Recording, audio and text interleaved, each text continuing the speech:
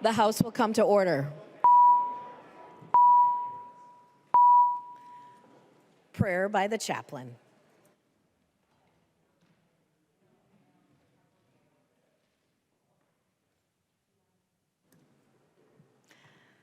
I invite you to begin this time of prayerful reflection together with a brief moment of silence. Let us pray. As we lift up our hearts in prayer, we give thanks for this moment gathered together, for the time spent in preparation and the events and experiences that paved the way for the work to be done here today. We give thanks for the future that will build on what takes place in this session. May each person gathered here draw strength and clarity from the faith and beliefs of their own hearts, guiding them and grounding them. May their lives and families be blessed with health, safety, joy, and peace. As we begin this session, may there be abundant energy and motivation to face what needs to be done. We pray for inquiring minds and discerning hearts in each of our representatives, that the workings of this House would be rooted in the greater good of Minnesotans and the dignity of every human being. In addition to our representatives in the room, we give thanks for the work of the staff here at the Capitol, who keep operations running smoothly. May all those who influence Minnesota governance be supported in their work. May the session be rooted in careful discernment and focus, empowering the members of this body in their shared vision to care for the people of Minnesota this day and always. Amen. The chaplain for today is Reverend Christy Stang, Associate Rector of St. Stephen's Episcopal Church in Edina, Minnesota. Pledge of Allegiance. Please remain standing and recite the Pledge of Allegiance to the flag of the United States of America.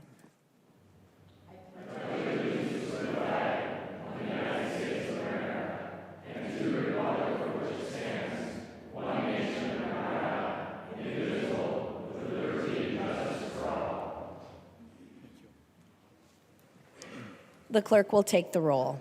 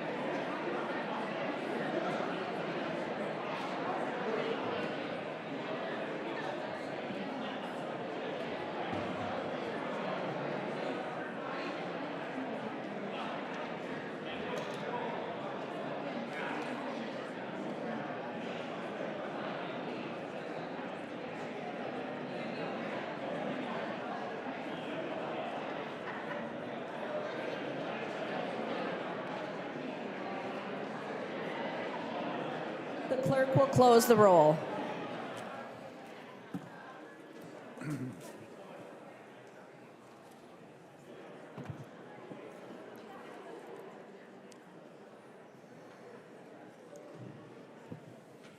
A quorum is present.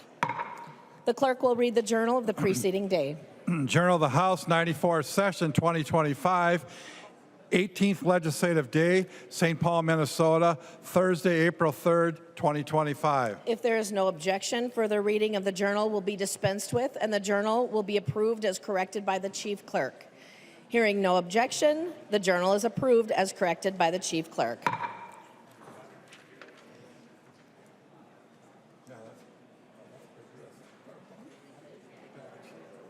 Reports of standing committees and divisions. A copy of this order of business is on your desk and online. If there is no objection, the reports will be adopted. Hearing no objection, the reports are adopted. Second reading of House Files. Second reading, House File number 538. Second reading. Second reading, House File number 729. Second reading. Second reading, House File number 750. Second reading. Second reading, House File number 854. Second reading. Second reading, House File number 963. Second reading. Second reading, House File number 1090. Second reading. Second reading, House File number 1124. Second reading. Second reading, House File number 1224. Second reading. Second reading, House File number 1306. Second reading. Second reading, House File number 1354. Second reading. Second reading, House File number 1378. Second reading. Second reading, House File number 2098. Second reading. Second reading, House File number 2233. Second reading. Second reading, House File number 2403. Second reading. Second reading, House File number 2551. Second reading. Second reading, House File number 2554. Second reading. And second reading, House File number 2565. Second reading.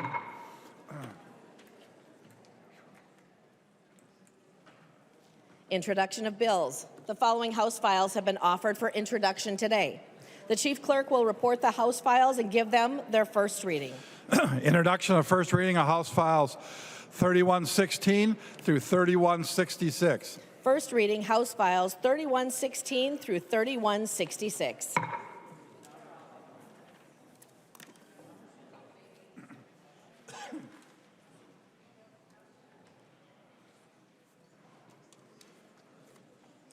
Calendar for today. The first bill on the calendar today is House File 62.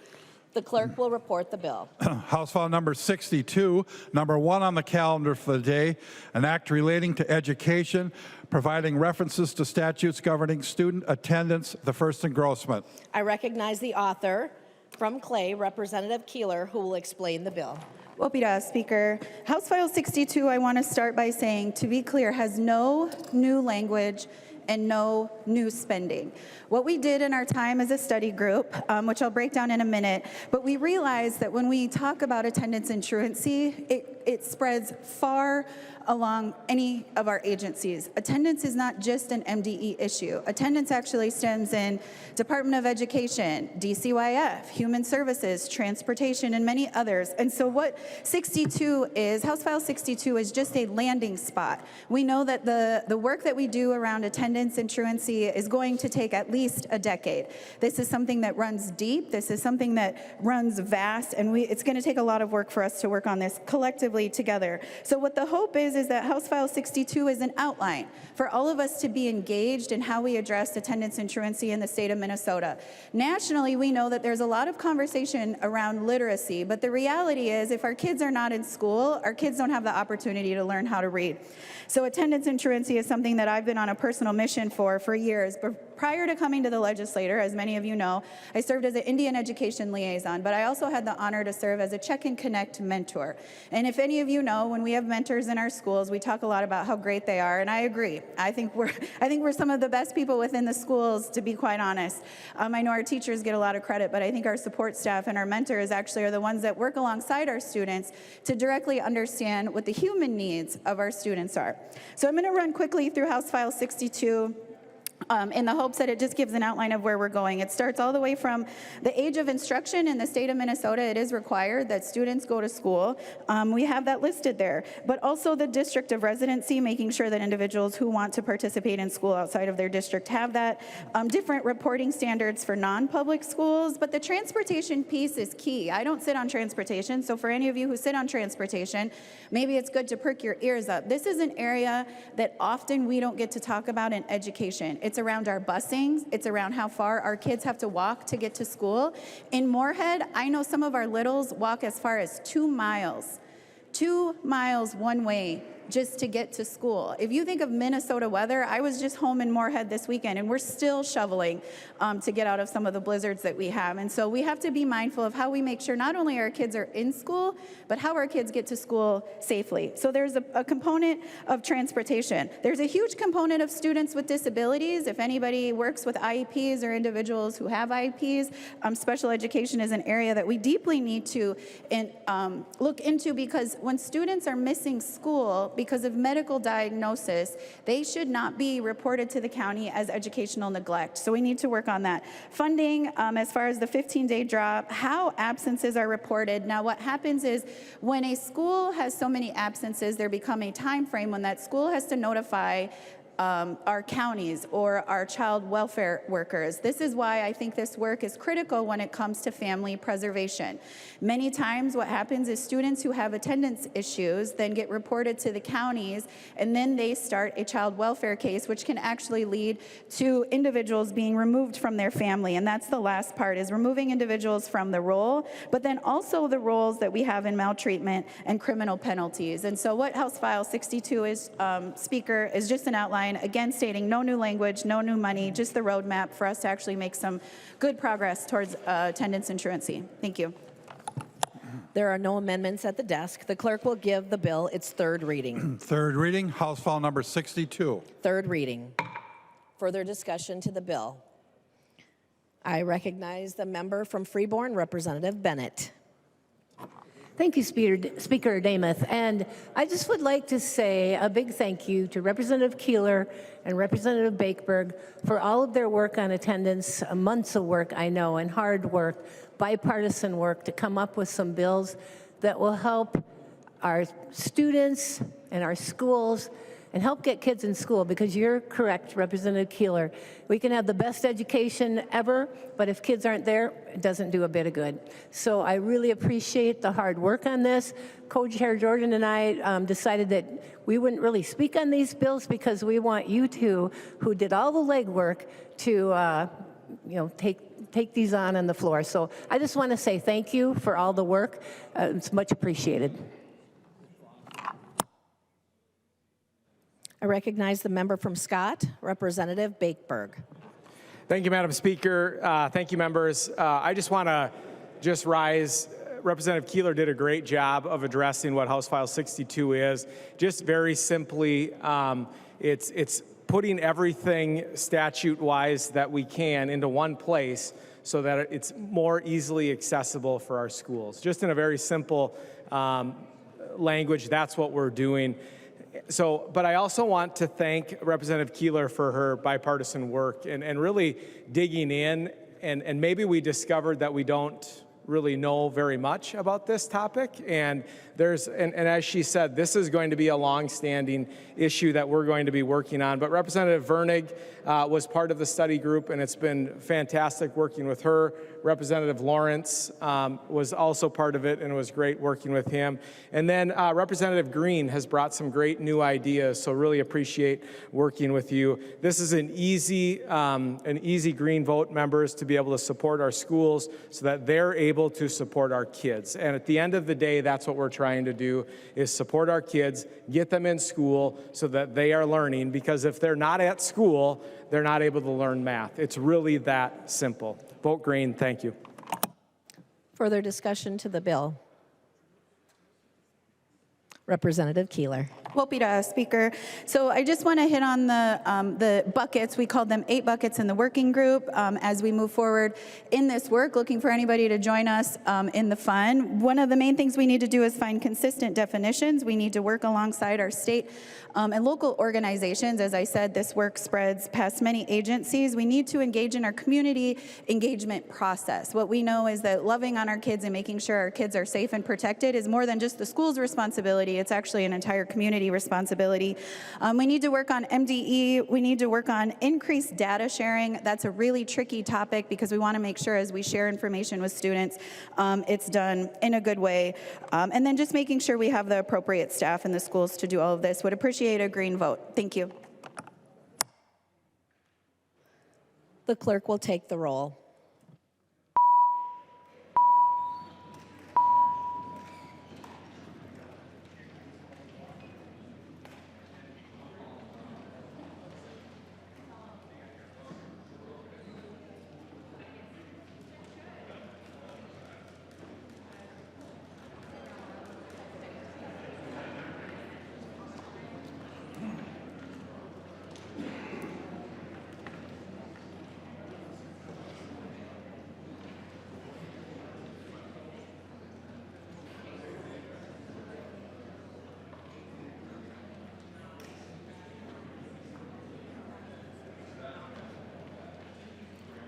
The clerk will close the roll.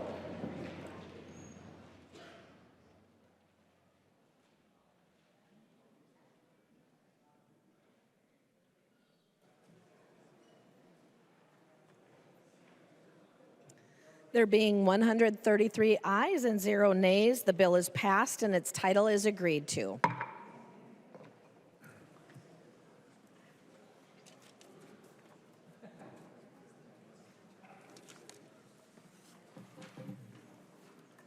The next bill on the calendar for today is House File 2067. The clerk will report the bill.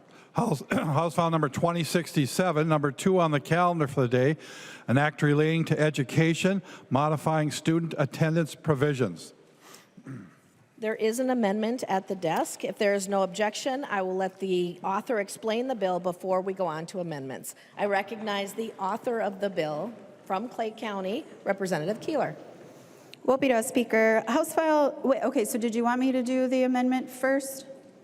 You can explain the bill, Representative Keeler. Okay, Wopida, thank you. House File 2067 is the work that Representative Bakeberg and I have done around actually getting some legislation moving towards attendance and truancy. As we said in the last bill, this is going to be at least a decade-long work of work, not only just as legislators, but we have had mass community engagement. Particularly, I want to shout out Ed Allies and the work that they did to make sure that we bridge this work to make sure that we're not only bipartisan, but we're also working with the Senate, which we all know that can be more tricky than we would like it to be. And so what this bill does, Speaker, is it just changes a couple things in different components of legislation. I'll run through that real quickly and high level. The first thing is we made some changes on who decides the reporting happens in a school. Language here used to say the school board. That didn't feel appropriate as we had many conversations. We're moving language that the principal and the local principals are more deemed to decide who within their school district can actually receive attendance reporting. We found it kind of silly that community members would be asked to reach out to their school board members when it came to addressing attendance. So we've made some changes in that. We've also cleaned up some language on when a student is actually counted absent.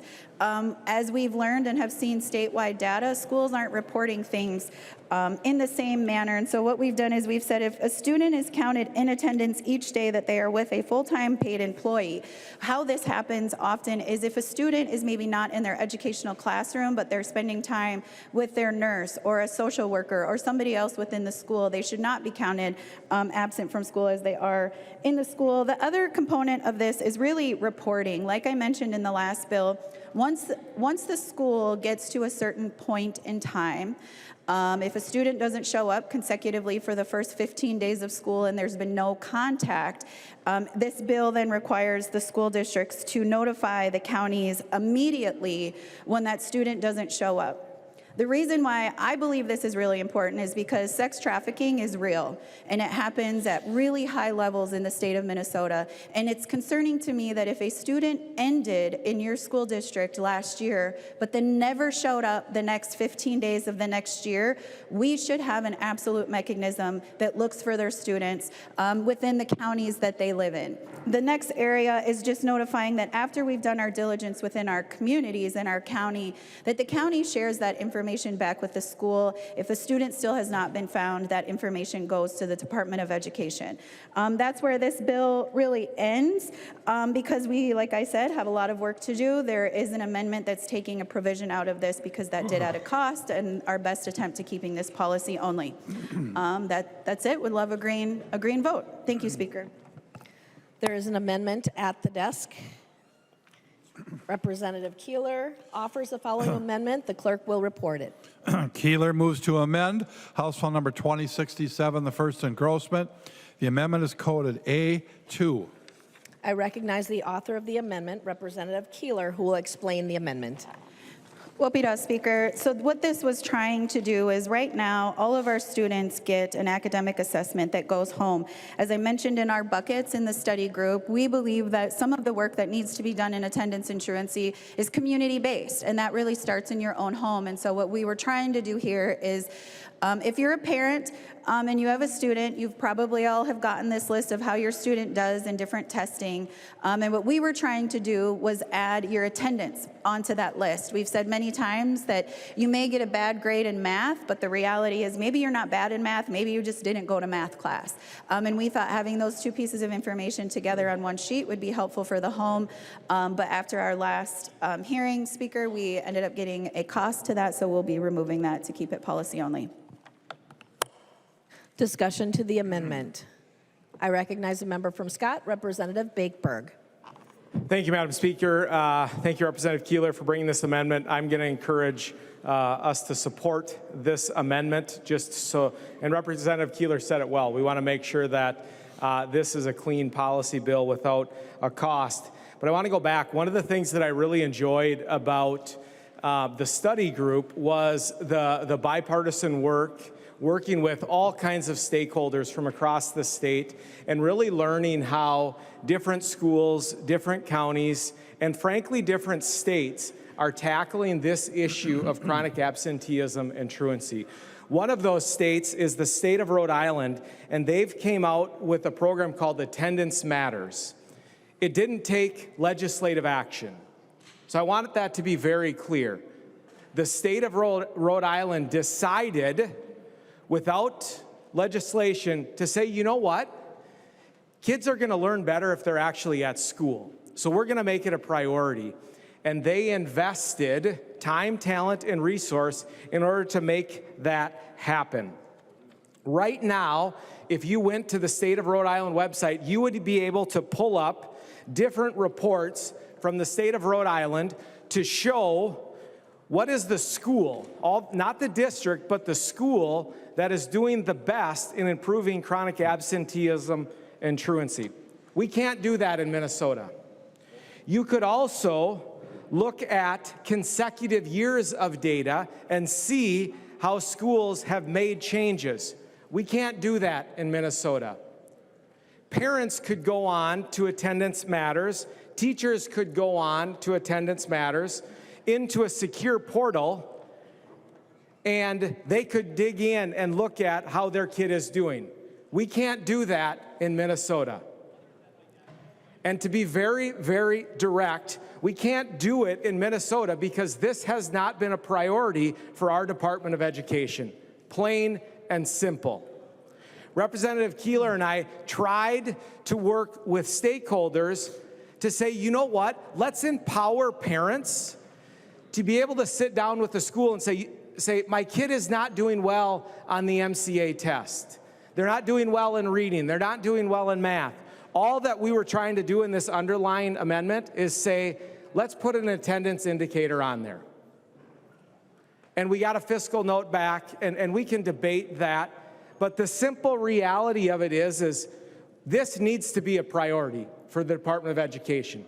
Plain and simple. That's a bipartisan agreement. We need to make it a priority. Now, I just want to give you some data about the department.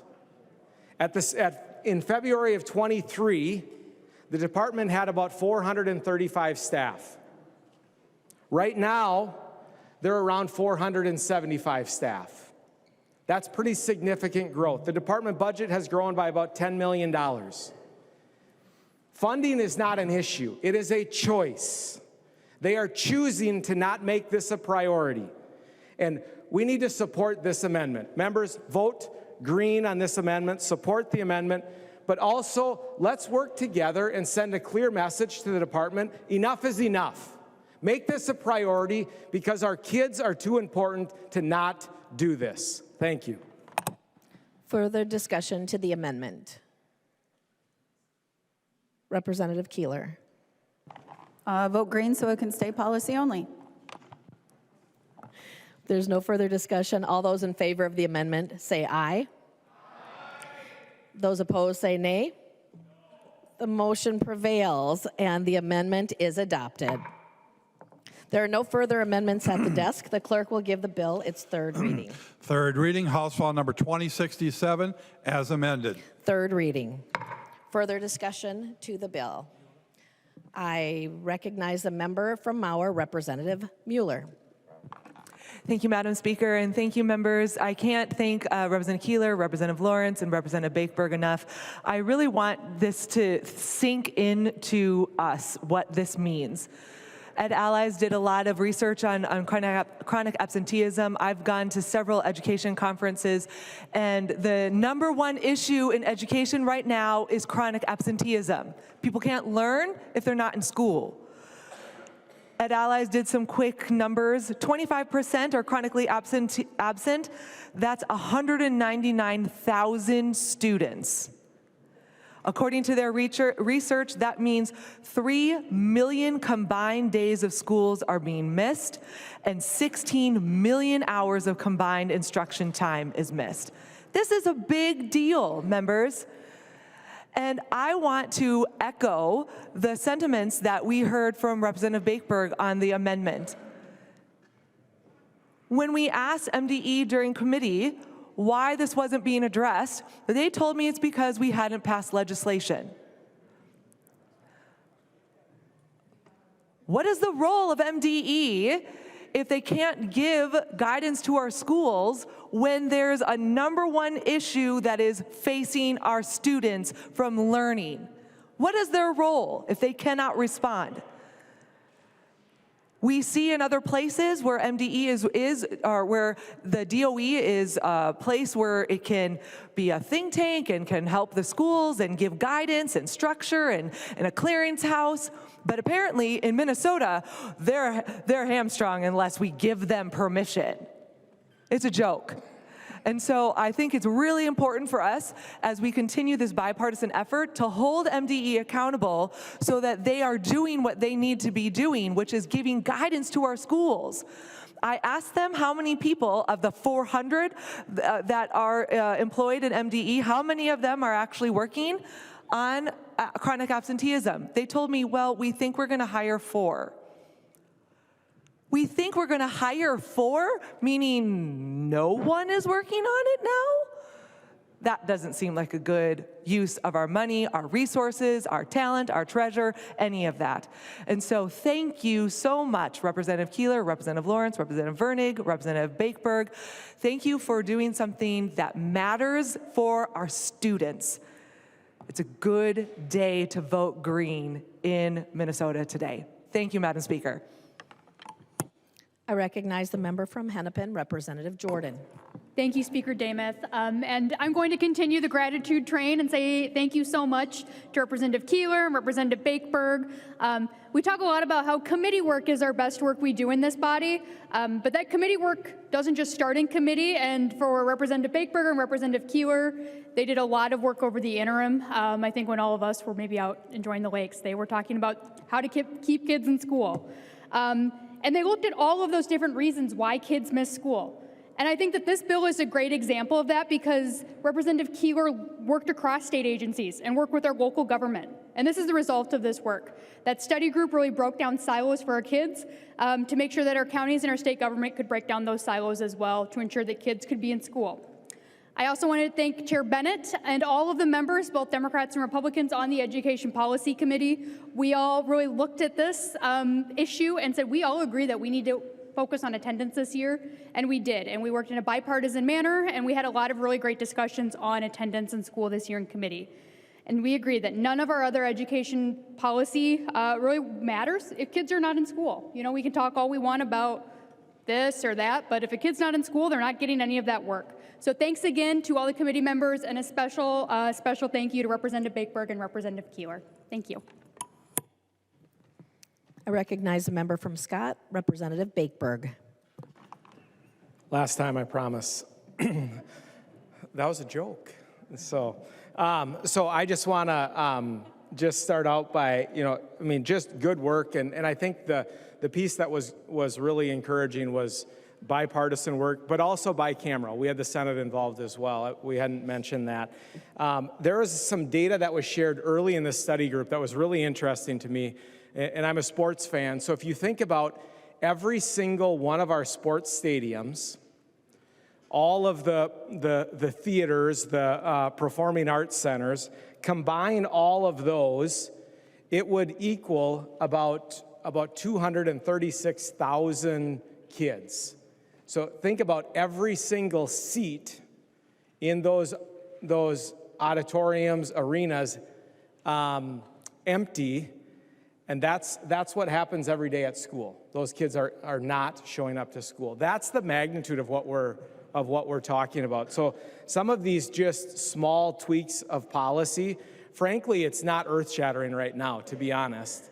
But we're going to continue, and we're laying the groundwork. So I just want to give that picture, because that really stood out for me as someone who's more of a visual learner, thinking about TCF Bank Stadium and multiply that by every arena, and that's what we're talking about, kids not at school.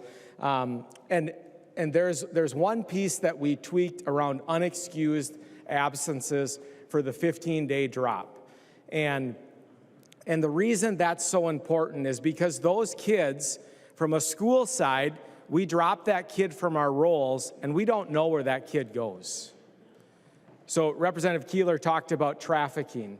It might just be a kid that just disappears and disengages. That's what we're trying to do, is get those kids back. Because once we drop them, we don't know. So we're trying to work with our other agencies and break down some of these silos in government. And I just want to thank everyone who was involved, from stakeholders to committee members, but also just to our educators and to our county workers and to our state workers who are doing the best that they can do. And let's continue to work together to pass legislation to support them so they can support kids. Thank you. I recognize the author of the bill, Representative Keeler. Wopira, Speaker. So I want to just add the timing of when we get the reports. I think it's important for us to understand. We're talking about a 2-year delay. So you think about any decisions you make in your life. If you use data and information from 2 years ago, it's not often relevant enough for you to make any shifts. And so it's really hard for our families, for our schools, and for our communities to know what to do to address attendance when it's taking our agency almost 2 years to get us that information. And so our first efforts were to try to address the timeliness, try to address the who in the schools, and try to address the when we report to make sure that we're doing the best. One thing that was really important to me when I first started these conversations 2 years ago about how to address attendance, a lot of my youth in the community came up to me, and they made this statement many times, that they wanted us to put our party hats down and just do what was right for our kids. And I want to thank Representative Bakeberg for doing that. I think we've had plenty of conversations throughout the summer, throughout the fall, when typically a lot of legislators aren't working on things in the interim going into an election year. Representative Bakeberg and I decided we were going to do what was right for kids. We put our party hats down and we did our best. So this is the bipartisan outcome for us to start the path to addressing attendance in Minnesota. Would love a green vote. There being no further discussion on the bill, the clerk will take the roll.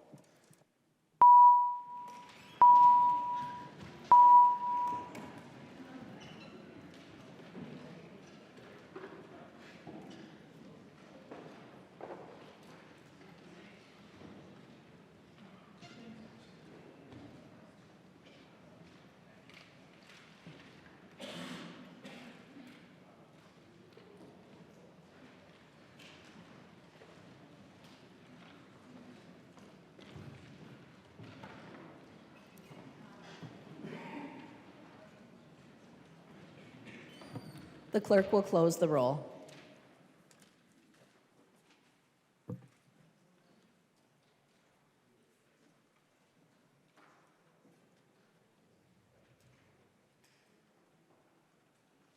There being 133 ayes and 0 nays, the bill is passed and its title is agreed to.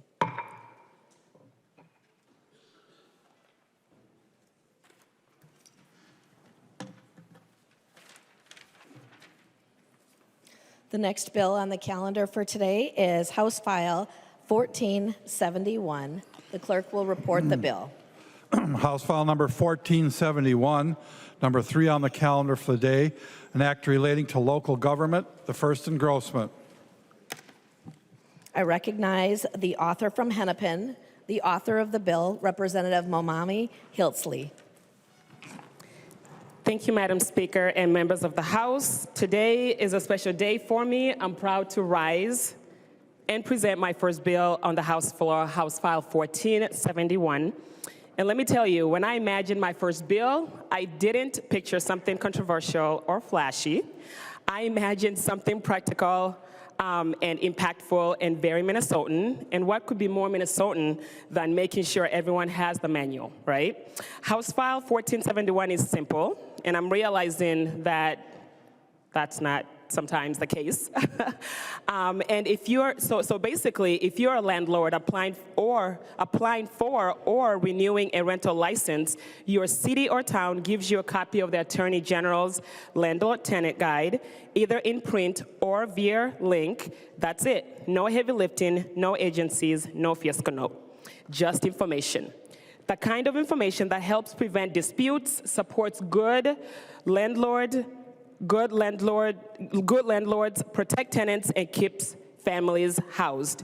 Because members, we've all heard from the calls and emails from our constituencies, folks who just didn't know their rights or responsibilities. And sometimes those misunderstandings turn into courtroom visits or evictions.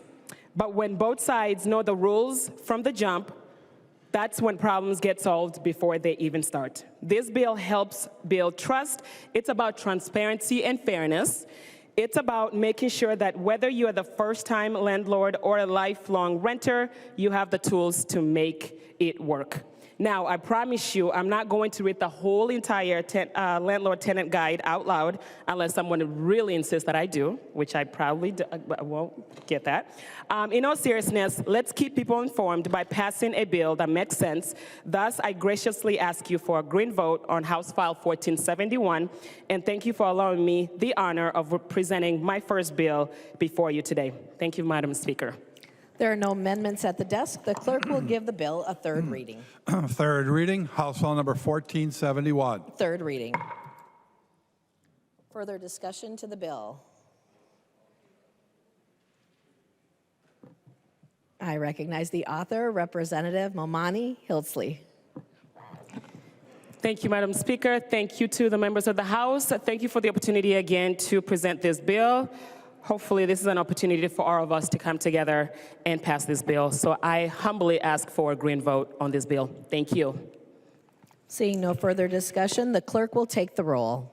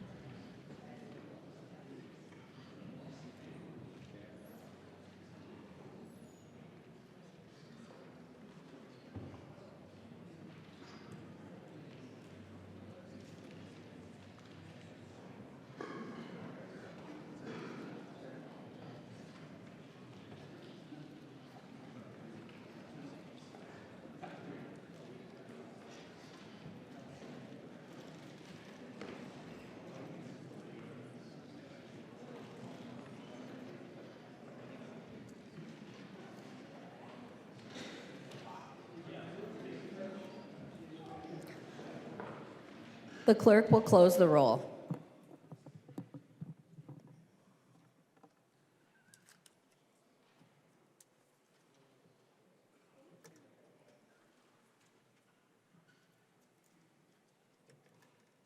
There being 91 ayes and 39 nays, the bill is passed and its title is agreed to.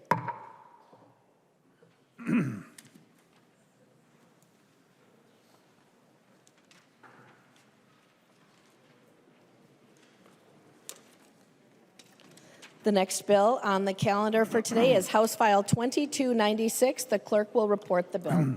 House File number 2296, number 8 on the calendar for the day, an act relating to landlord and tenant first engrossment. I recognize the member from Hennepin, the author of the bill, Representative Howard. Thank you, Madam Speaker. Members, on a bipartisan basis, this legislature has worked together to strengthen many of our laws to protect survivors of domestic violence. One of those changes came in 2024 when we updated a 2007 law that ensures that a survivor of domestic violence can break their lease to flee their abuser. A tenant experiencing domestic violence is allowed to break the lease if the tenant provides documentation of the violence as required by the statute.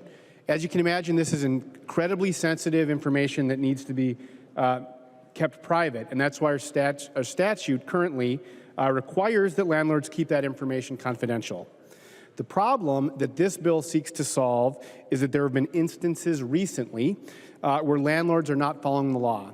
They are claiming that the general lease forms signed by tenants when the tenant originally leases up trump our statute that says we need to keep this information private. We believe these landlords are woefully out of step with the law, but to nip this kind of practice in the bud, this bill would make crystal clear that the landlord must keep this information private. In committee, when we discussed this, Representative Finke put it well. We have the law in the book saying that landlords must keep this data private, and now this bill says, yes, we really mean it. Lastly, I would note that there's no opposition to this bill. Minnesota Legal Aid has worked closely with Minnesota Multi-Housing to come to agreement with this language. It's a straightforward bill, but it's a very important one, and I urge a yes vote. Thank you. There are no amendments at the desk. The clerk will give the bill its third reading. Third reading, House File number 2296. Third reading. Further discussion to the bill. I recognize the author, Representative Howard does not want to speak on a third reading. Seeing no further discussion, the clerk will take the roll.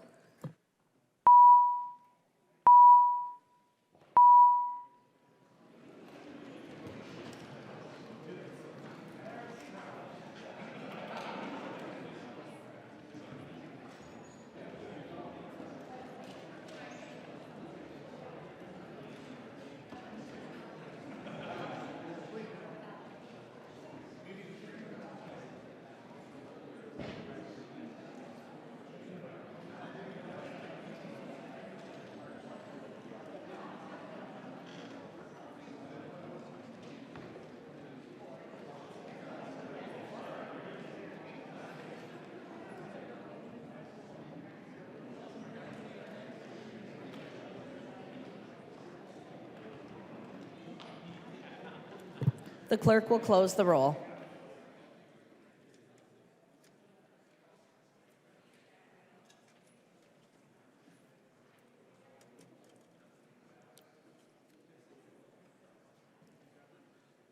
There being 133 ayes and 0 nays, the bill is passed and its title is agreed to.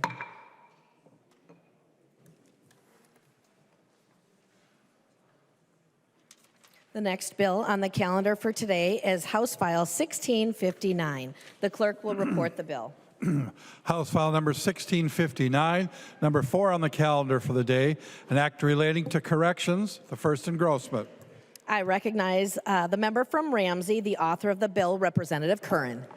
Thank you so much, Speaker and members. House File 1659 is a combination of the Department of Corrections technical bill and Representative Keeler's House File 1265 that provides much-needed updates in language about Indigenous individuals who are incarcerated. The rest of the bill clarifies and consolidates community supervision reporting, aligns licensing and background check policies, and repeals outdated statutes related to mental health care for incarcerated people. I appreciate your support. There are no amendments at the desk. The clerk will give the bill its third reading. Third reading, House File number 1659. Third reading. Further discussion to the bill. I recognize the member from Sherburne, Representative Novotny. Thank you, Madam Speaker, and thank you, Representative Curran, for bringing this DOC policy forward. I'm happy to support the clarification about federal law enforcement agents and when they're doing transportation, the community supervision additions, and the other technical changes to the bill. Members, this is a mini omnibus bill that the representative is carrying, and I don't feel any of this is controversial. It's bipartisan, just cleaning up some language. It's over 100 years old, so thank you for bringing this forward, and I recommend a green vote. I recognize the member from Clay, Representative Keeler. Wopira, Speaker. I just want to say thank you for adding this into the bill. I think it's really important. My House File 1657 was the language to update information regarding our Indigenous people that are serving their sentence. Just for some stats, I think it's important to understand that Native Americans make up approximately 1% of Minnesota's population, yet we're overrepresented in the incarceration lane, making up 9% of the state's incarceration population. But the stat that's actually most concerning to me is 25% of the female incarceration population is Indigenous. And so this is only more of a reason. This last time this statute was updated was in 1985, so it's a well-needed update. Wopira. Further discussion to the bill? I recognize the author, Representative Curran. Thank you, members. Please vote green. The clerk will take the roll.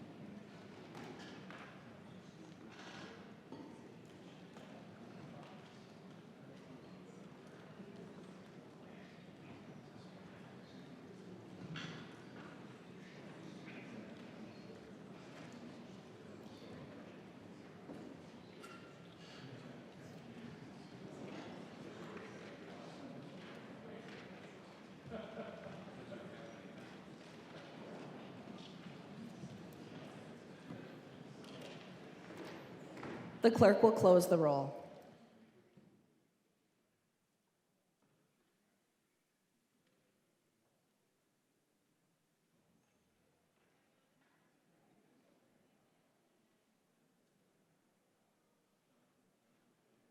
There being 124 ayes and 6 nays, the bill is passed and its title is agreed to.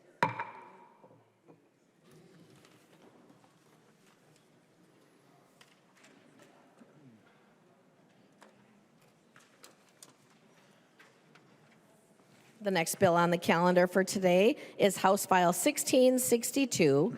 The clerk will report the bill. House File number 1662, number 5 on the calendar for the day, an act relating to veterans, the second engrossment. I recognize the member from Anoka, the author of the bill, Representative Rehrauer, to explain the bill. Thank you, Madam Speaker. House File 1662 is an agency bill that will allow the Minnesota Department of Veterans Affairs to better assist our veterans with connecting to other state benefits more effectively and more efficiently. There is no cost to this bill. It is a straight technical change. It amends state statutes so that Veterans Program staff can access the Maxis database in a read-only form. Maxis is a computer system managed by the Department of Children, Youth, and Families, and it's used to determine eligibility for public assistance and services. When a veteran comes in contact with staff at the MDVA, this might be their only touch point at the time with that staff. And by allowing these agency staff to access this database in read-only form, then they're able to quickly and effectively, right at that time, connect this veteran with other services that they might qualify for. It does not affect the administration of benefits by DHS or DCYF. This bill was heard in the Veterans and Military Affairs Committee. It moved to Human Services. In Human Services, some questions were raised about consent. Thank you to all those on the committee. So we worked on an amendment, and we brought this amendment to Judiciary for informed consent. It's now ready to go. It's got the amendment in it, and it includes that informed consent language. So I ask you to please vote to pass this bill and ensure our veterans and their families can receive benefits and services in a more streamlined and efficient manner. Thank you. There are no amendments at the desk. The clerk will give the bill its third reading. Third reading, House File Number 1662. Third reading. Further discussion to the bill. I recognize the author of the bill, Representative Rehrauer. Thank you very much, Representatives and Madam Speaker. I ask for your support, and I urge you to vote green. The clerk will take the roll.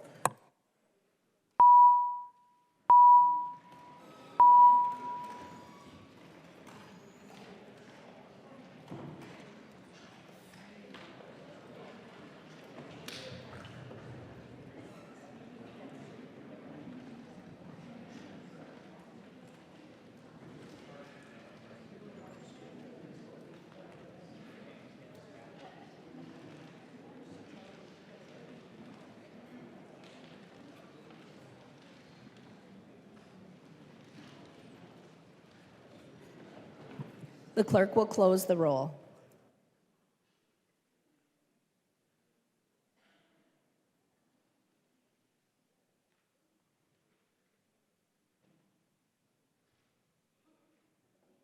There being 133 ayes and 0 nays, the bill is passed and its title is agreed to.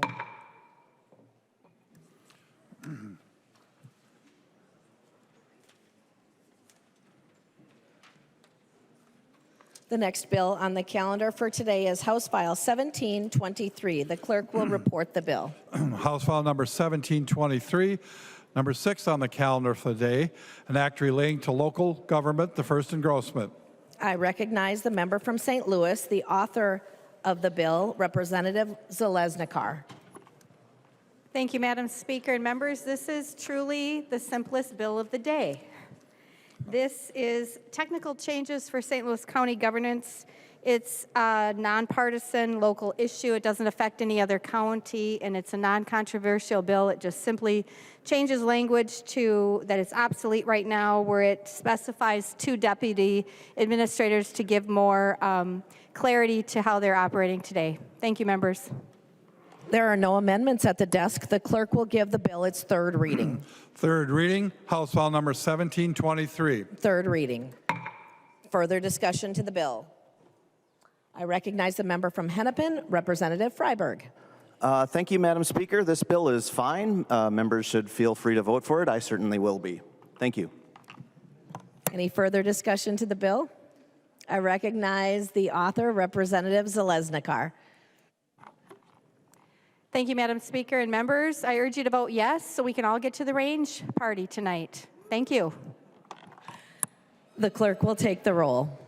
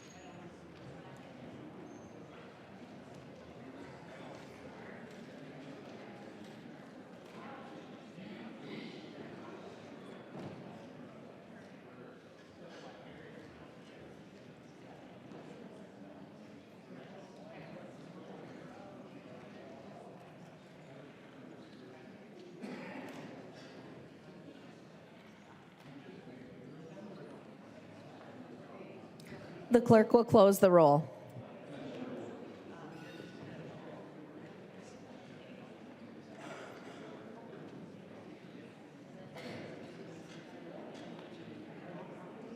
There being 133 ayes and 0 nays, the bill is passed and its title is agreed to.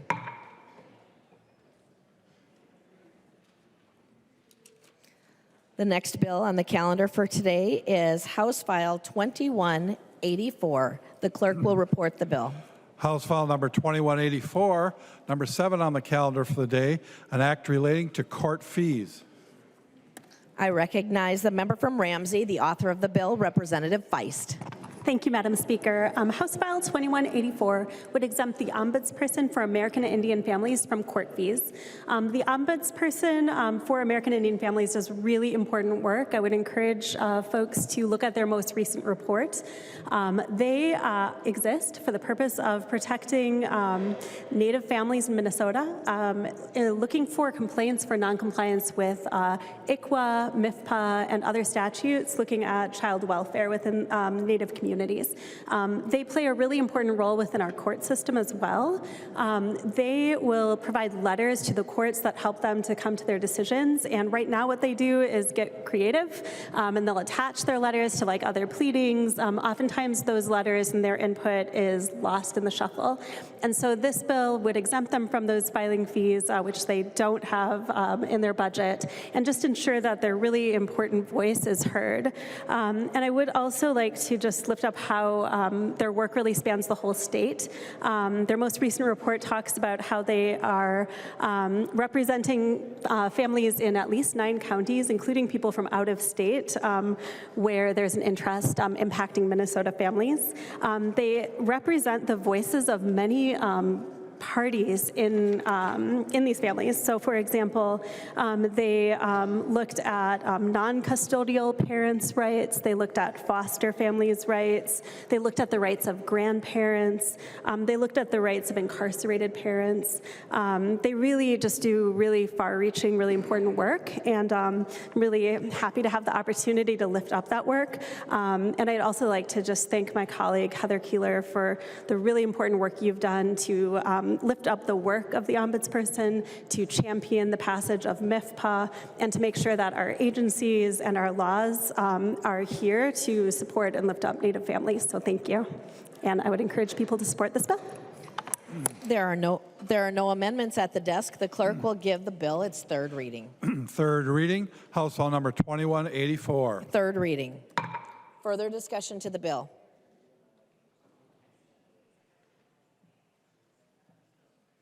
I recognize the author of the bill, Representative Feist. Thank you, Madam Speaker. Please vote green. Thank you. The clerk will take the roll.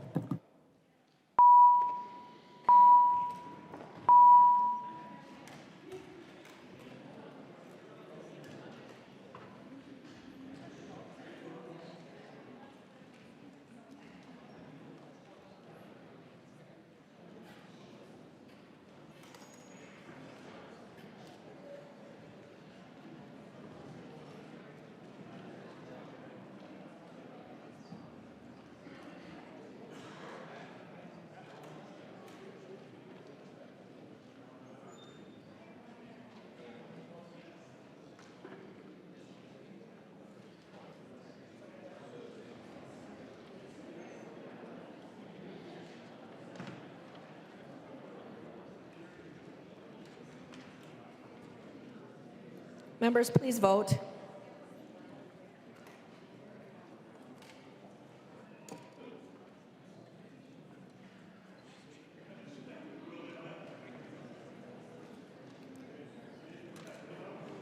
The clerk will close the roll.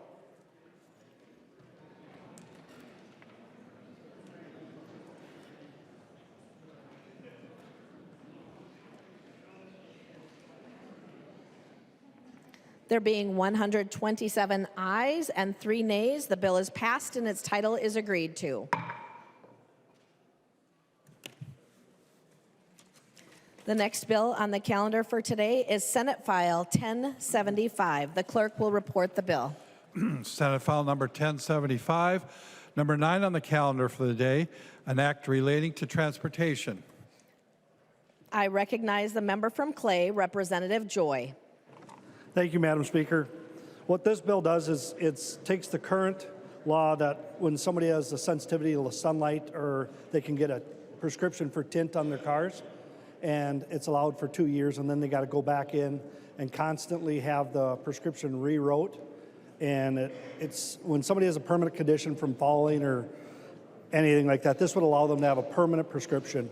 So I guess it's a window tint bill to allow people to have a permanent prescription instead of going in every 2 years and having to pay the copay. And members, I encourage a green vote. Thank you. There are no amendments at the desk. The clerk will give the bill its third reading. Third reading, Senate File number 1075. Third reading. Further discussion to the bill. I recognize the member from Polk, Representative Gander. Thank you, Madam Speaker. I rise in support of Senate File 1075. In my optometry practice, I see patients all the time who have genetic and inflammatory eye conditions that cause permanent photophobia. People with these conditions should never require recertification for their window tinting. So I do urge support of Senate File 1075. Thank you, Madam Speaker. I recognize the member from Ramsey, Representative Finke. Thank you, Madam Speaker. I rise also in support of the bill, but while I was sitting here, I was doing some research on window tint, and I thought I would share some things I learned. A significant amount of window tint film is manufactured overseas, particularly in China, Korea, and India. And even the window tint that is manufactured in the US is coated with petrochemicals to create the tint and glue. Almost all of that petrochemical content is produced in China.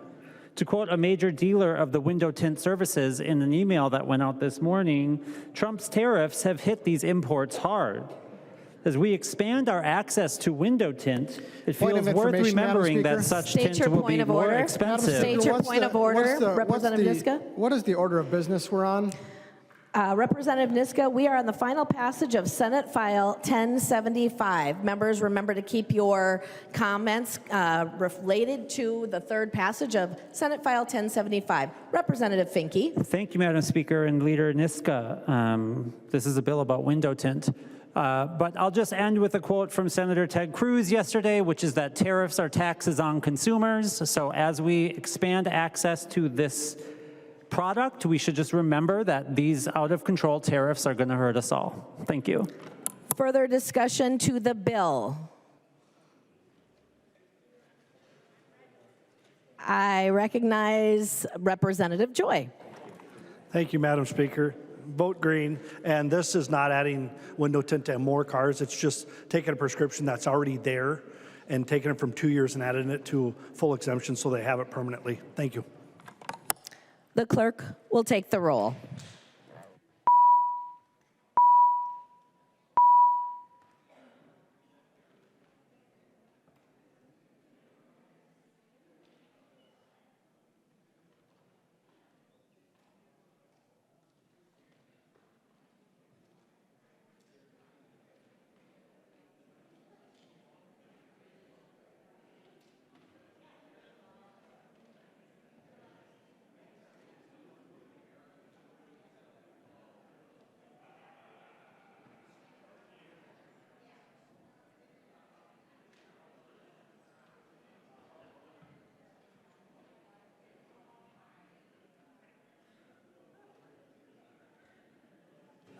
The clerk will close the roll.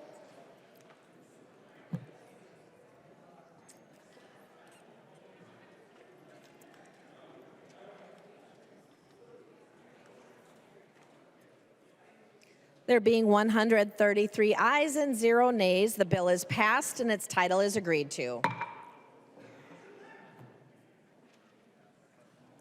Motions and resolutions. There are copies of the non-controversial motions at the House desk and online. If there is no objection, we will take action on these motions first.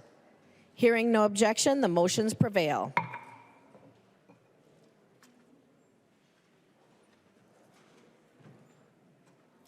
Tabke and Bakeberg are introducing House Resolution number 2, a House resolution recognizing April 11th, 2025 as Shaken Baby Prevention Day in the state of Minnesota.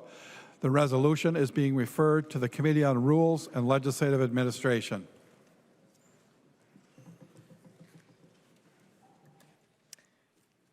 Announcements. I recognize the member from Dakota, Representative Hansen. Thank you, Madam Speaker. For members who have not completed the legislative auditor topic selection forms, I have the sheets here, and they can be turned in on Representative Lee's desk. So thank you for participating. Further announcements. I recognize the member from Olmsted, Representative Smith. Thank you, Speaker. Members, tonight there's a couple of exciting things. I'm sure you'll hear something happening later. I would never tell you not to go to a Ranger party, but you can pregame the Ranger Party with the Rochester Area Chamber of Commerce tonight at the Handsome Hog, actually happening right now until 6 o'clock. We're having a social hour. Please come and find out what's happening with small businesses in the second largest metropolitan area in the state. Much more romantic than St. Cloud.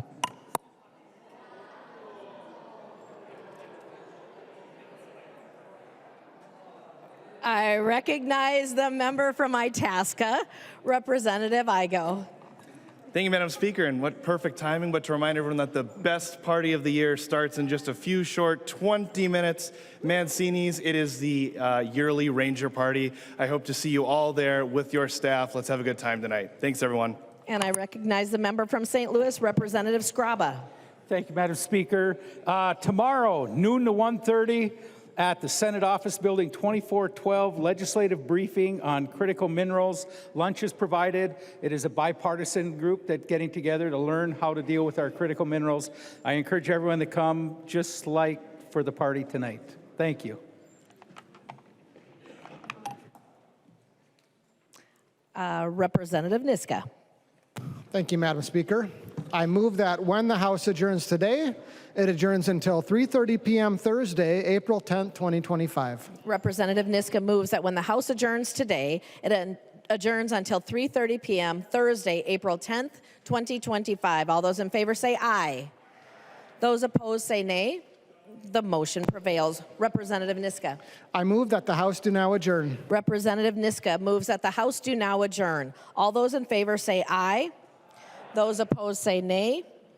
The motion prevails and the House stands adjourned until 3:30 p.m. Thursday, April 10th, 2025.